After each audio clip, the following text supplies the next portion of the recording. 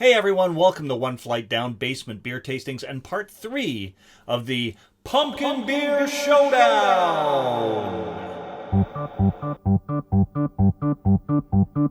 Happy, happy Halloween, Halloween, Halloween, happy, happy Halloween, silver shamrock. I've been really excited with this series. I'm having a lot of fun with this.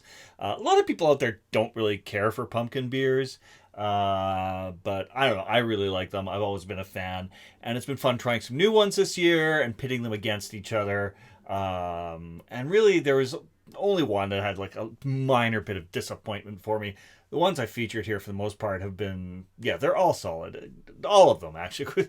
Like, I would easily drink any of them again. So we featured 4 so far. I've also got a couple of shorts, YouTube shorts that I did on some other pumpkin beers that aren't part of the showdown, and you can check those out as well. But we're doing 2 more today. And then on the Halloween episode, we're going to put the 3 top pumpkin beers on a head-to-head battle for pumpkin beer supremacy. One pumpkin beer will rule them all. All right, today's contestants from the Good Neighbour Brewing Company in Winnipeg, Manitoba, Pumpkin Pie Milkshake Hazy Pale Ale.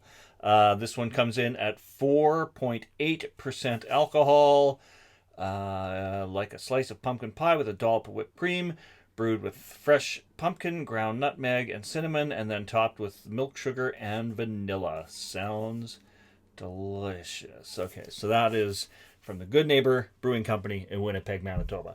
Nice, beautiful scenery. I like their really simple packaging they do. This basically, their cans all kind of look like this with just color differences. And this just looks like a beautiful harvest kind of evening, watching the sunset.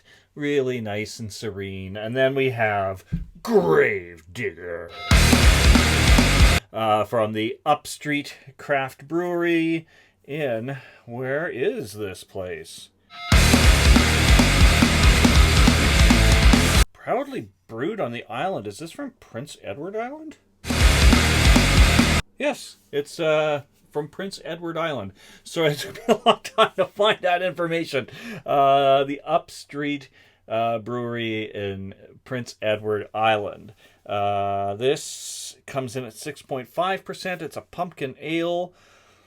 The beer profile says it's hoppiness 6 feet below the spice. Flavor enough to wake the dead. Color hellfire. All right. Experience food, candy for supper. Seeing the Monsters Ball, tunes, death metal. They recommend listening to death metal. Somehow, I don't think death metal is going to go for the Good Neighbour Company. So, in terms of packaging, you can't do much different than these two. And the descriptions are a bit different, and also just alcohol content, right? The Good Neighbour is a bit lower in alcohol, while the Gravedigger is a 6.5. So yeah, let's see how these pair up against each other. All right, I introduced Good Neighbour first, so that's what we'll start with. And as I said, 4.8% alcohol. Good Neighbour is a fairly new brewery in Winnipeg. It's a couple of women who used to work for Trans-Canada Brewing, and I think we're in Amsterdam Brewing in Toronto before that. I like most of the things I've tried from there, and their thing tends to be slightly lower alcohol content. Like, you're not going to find many beers from them that come in at like 6.5%. All right, let's pour this out. This might be the lightest beer we've had in the Pumpkin Beer Showdown. That is very light. And I'm getting those like nutmeg kind of notes already, just from the pour. Like, I don't have the greatest sense of smell, and like I didn't even have to bring this to directly to my face to smell that. Yeah, wow. Oh man, that smells like a really good pumpkin pie. I definitely get the nutmeg in there. You get the pumpkin. think maybe cinnamon. I can't remember what all the notes said on the can now, but yeah, this smells like the real deal. And the head is dissipated rather quickly, but there's still a bit there, and it's nice white, and then kind of that like wheat kind of a color to the beer. So this was a hazy IPA, no, a hazy pale ale. Yeah, I'm just gonna top this up a little more. All right, let's go in for a sip.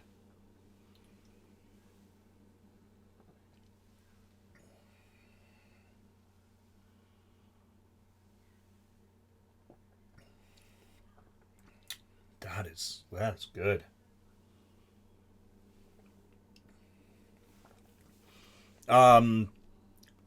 It's got a really creamy finish. You get all that kind of spiciness right up front, and then just like this kind of nice creamy finish.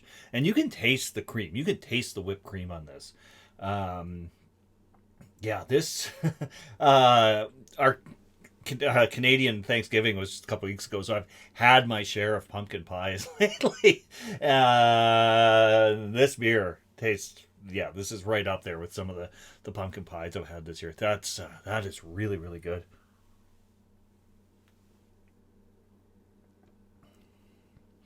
There's a bit of a creaminess in the mouthfeel, but it's also really light.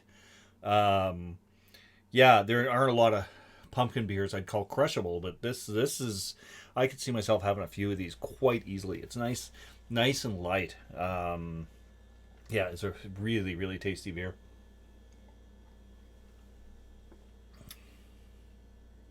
Yeah, and it's kind of like, like you get that spice immediately, and then it goes to the creaminess, and then you're still left with that just very sort of satisfying pumpkin and kind of spice note at the end as well. So there's a lot going on in there, which is great. That's kind of what you want from a pumpkin ale. Yeah, this is fantastic. All right, next up, bring on the death metal. It's time for I really like this imagery. Like, I mean, I love Halloween. I'm trying to wear kind of my Halloween appropriate clothing for most of these episodes. I think I screwed up on the first one, but yeah, I just definitely love horror and all that kind of stuff. So Gravedigger is right up my alley. Yeah, let's crack this one open too. What did I say it was? 6.5% alcohol.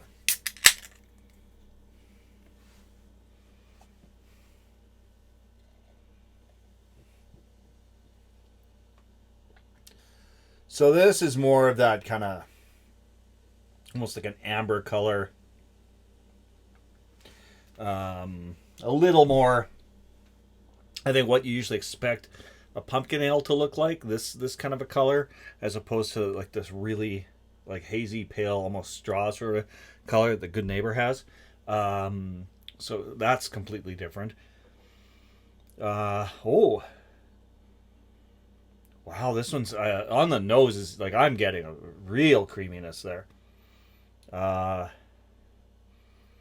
So, you know, all you fancy people out there, you can keep your fancy whipped cream. I love Cool Whip on a pumpkin pie, and I'm getting a note of Cool Whip on this, which is kind of cool. Yeah, like a little bit of the spice as well, but it's more the creaminess which is coming out, which is funny because I think the descriptions of the two beers, I would have expected the opposite. But yeah, let's go in.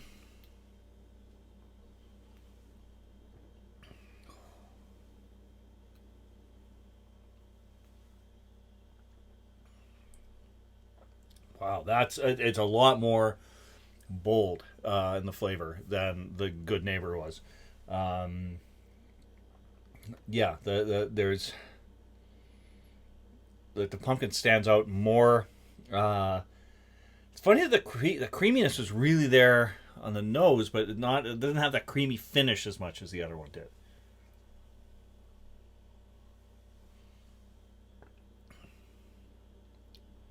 I'd say overall a thicker mouthfeel.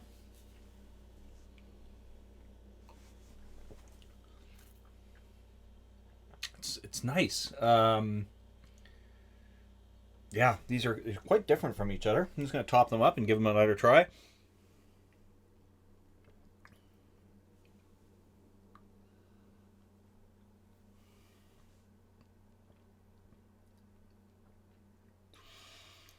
Yeah, definitely the Upstreet is a lot bolder than this one. It's really much stronger in the pumpkin taste. But this one's got just like, yeah, it's got that really nice finish that I enjoy.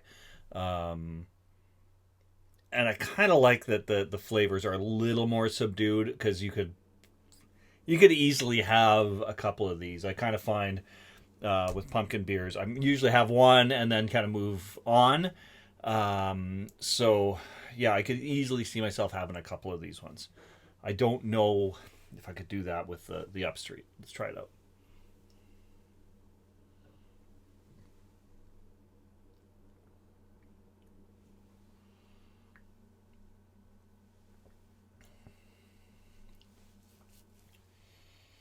I love the creamy mouthfeel to this.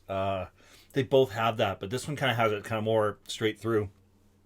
The Good Neighbor, it has a very creamy finish, whereas this one is just like very creamy all the way through. Yeah, they're quite different.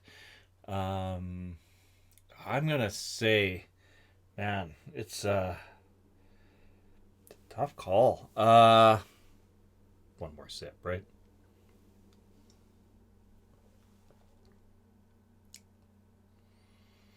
There's something really refreshing about this one too.